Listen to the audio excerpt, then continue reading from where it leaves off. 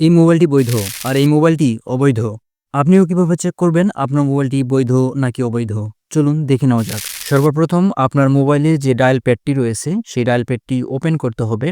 Dial প্যাডটি open করার পরে *#06# press করতে হবে।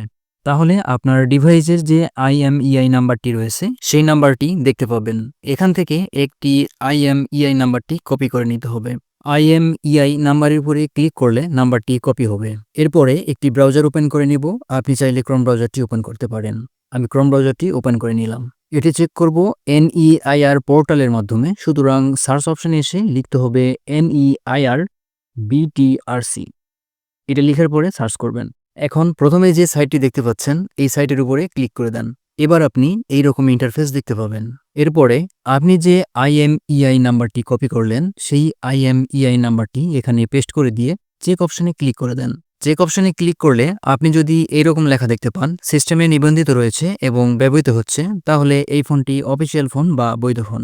আর যদি নিবন্ধিত নয়, বৈধতা যাচাই সম্ভব নয়, এইরকম লেখা দেখতে পান, তাহলে এই ফোনটি আনঅফিসিয়াল ফোন বা অবৈধ ফোন। এই ধরনের গুরুত্বপূর্ণ ভিডিও পাওয়ার জন্য এখনই এই চ্যানেলটি সাবস্ক্রাইব করুন।